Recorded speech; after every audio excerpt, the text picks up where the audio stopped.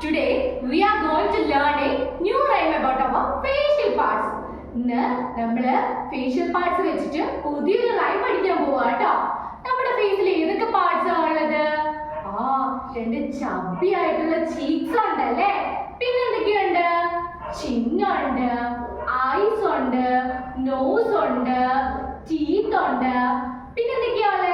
lips ഉണ്ട്, curly ആയിട്ടുള്ള hairs ഒക്കെ ഉണ്ടല്ലേ നമുക്ക്?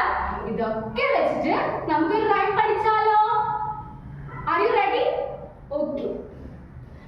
Chubby cheeks, dimple chin, rosy lips, teeth within, curly